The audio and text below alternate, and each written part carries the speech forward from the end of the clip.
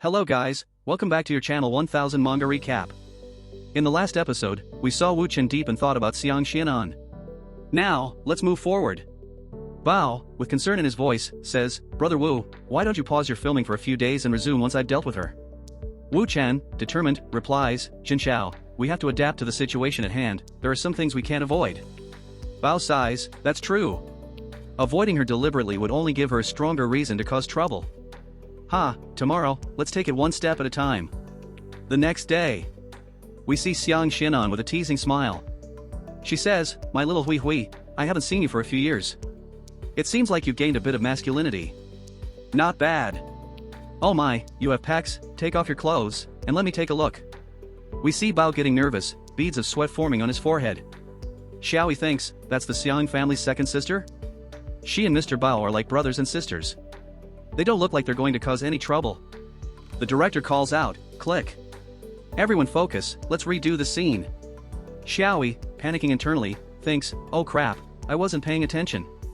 Xiang Xianan approaches Xiaoyi, her eyes narrowing, losing focus so easily isn't good, you know? "Are you really a professional actor?" She grabs her balls and says, "Let me just check and see what's fake." Xiaoyi blushes furiously and stammers, Miss Xiang, why you?" Xiang Xianan smirks, "Looks like your body is real, but the entire street is filled with so many useless side characters. Can you really act well? Little Hui Hui, this little drama that your friend is making doesn't seem to be doing well." Wu Chen steps in, his voice calm yet firm, "Xiang's second sister, our female actor just lost a bit of focus. Is it really that big of a deal?" Xiang Xianan smiles sweetly, "This is your film that wants to compete against the movie my family is making? You're relying on actors on that entire set that lose focus that easily." She continues, her tone dripping with sarcasm, "And your costumes, TSK, not to criticize, but filming episode by episode in Hong Kong? Do you think it's still the 1980s or 90s?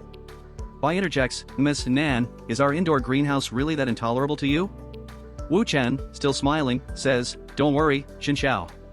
For people like her who are willing to give suggestions, I think we can benefit from this. However, I didn't come here to film without preparing anything. Little Highness, come on, let the Xiang family's second sister operate some things. Actually, we don't even need any costumes. There's a green screen here, we can produce whatever result we want. Xiang's second sister, take a look. Whether it's Chinese or Hollywood style, even Arabian style, it's all possible here." We see Huang creating an impressive image on the green screen. Xiang Xianan, intrigued, says, "Oh, looks like you're using technology to process this, but any production just relying on technology won't have any artistic value to it, right?" She picks up a book and says, "Let's set that aside for now. How about I take a look at what you're filming? The enemy invades the capital and the princess becomes a prisoner?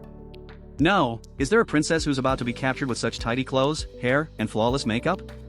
Xiaoyi, visibly nervous, stammers, I.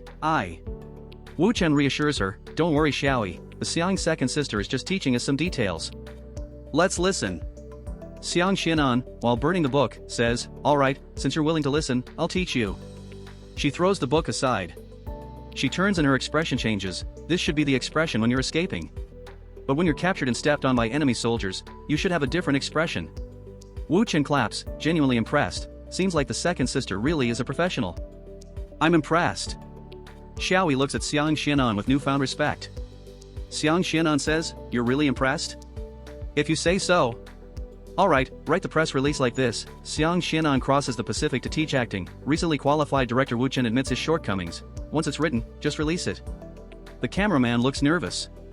Xiang Xianan, while leaving, says, Hui, whether it's you or your little friend, playing with you is just so boring I'll call it a day here. Hopefully, tomorrow will be more entertaining." Bao, desperate, says, "This can't be, Brother Wu.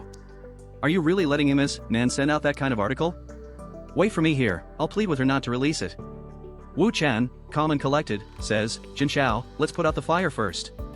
For the Xiang second sister caused this much trouble for quite a while, isn't it just for this press release? Just let her release it." Bao, worried, asks, "Won't it impact your new film when it's released?" Wu Chen explains, "When the drama hasn't been broadcast yet, having more people criticize us realistically won't cause any problems. They're just throwing away their dignity. Maintaining this as the main topic of discussion isn't necessarily a bad thing. And it's the Xiang family's second sister. Her problems are way bigger than ours." Wu Chen thinks, "Back when I was trapped in that 1,000-year endless cycle, I knew her like the back of my hand. But with her strategic flaws, dealing with her won't be a one-day task." That's why I didn't act. Now that the wheel of fate has started turning, I don't need to worry as much. After another day. Filming for the scene where the princess is humiliated is complete.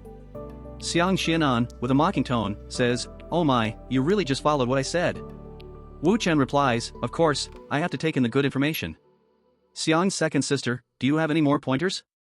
Xiang Xianan thinks, "Yesterday I used the press release to humiliate Wu Chen, but he hasn't even said anything. Is he really better than Bao Jinhui and Ding Ruilong? Why do I feel that he's even more obedient than them? I'll test him again." She says while going towards Xiaoyi, "To put this realistically, I think this part of the film doesn't have enough artistry. The storyline doesn't match with the history. Let me edit it. I'll organize a more suitable storyline." Wu Chen thinks, whether in acting or directing, someone from the Xiang family like her, with extensive resources in film and TV, is top tier. However, her flaw is that once she's invested in a play, it's hard for her to pull back. What is she up to? Xiang Xianan picks up a weapon and, hitting it, says, "For a princess to be humiliated, and both the family and the country despise you, how could you not take revenge? Once you take your revenge."